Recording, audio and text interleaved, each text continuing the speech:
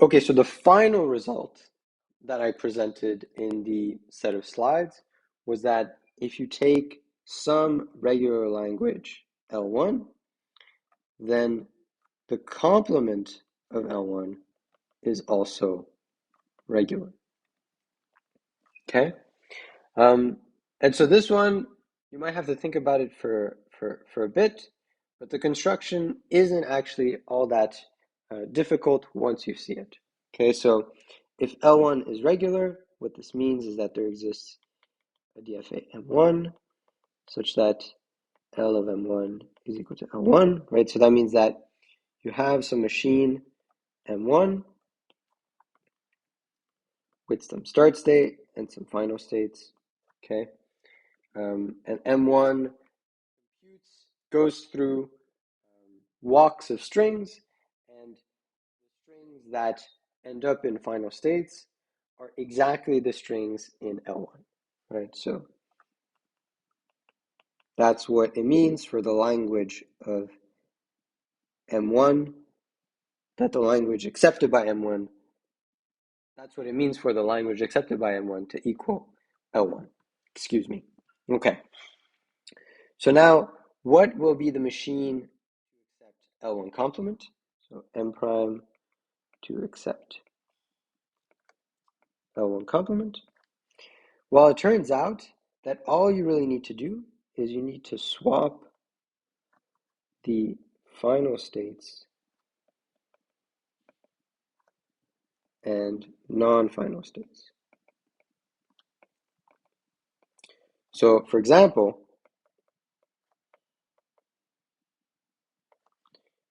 if I have some machine, say, that accepts all strings of odd length, okay? So if this is the machine M, or let's say M1, okay?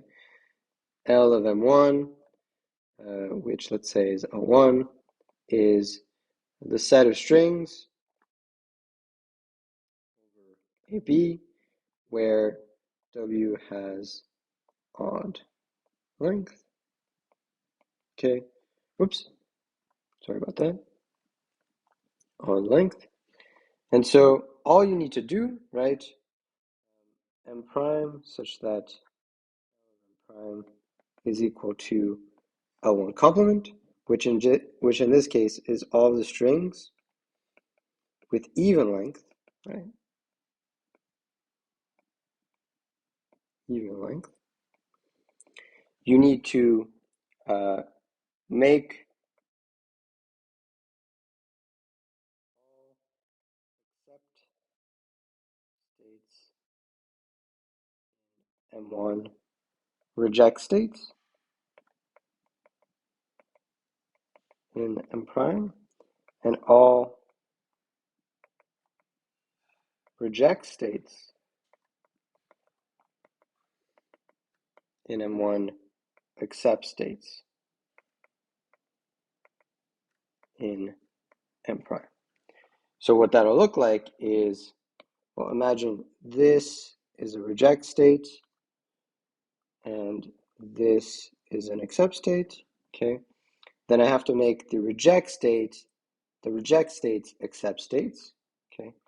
And the accept states, whoops, the reject states accept states, and the accept states reject states, okay? So this first state, start state, is going to become an accept state, and this second state is going to become a reject state, okay?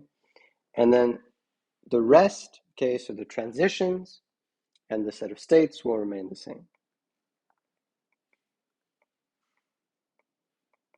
Okay, so then this is M prime.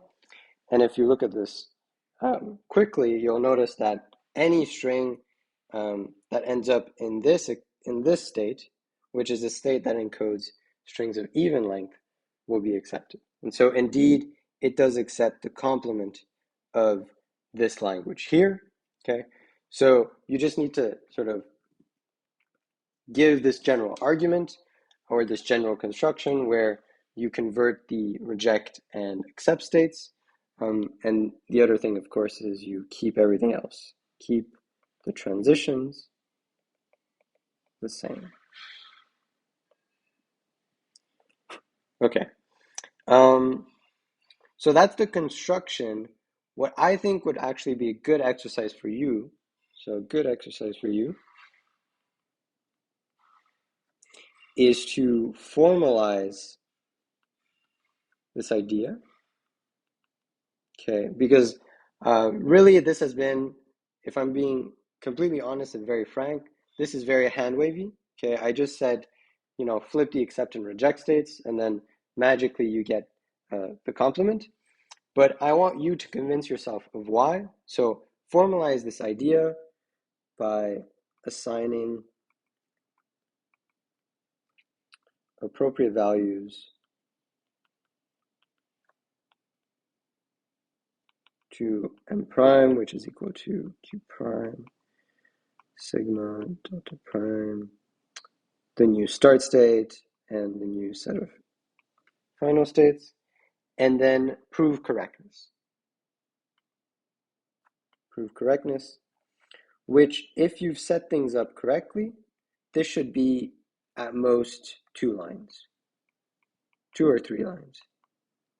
Okay, it really shouldn't take you very long to prove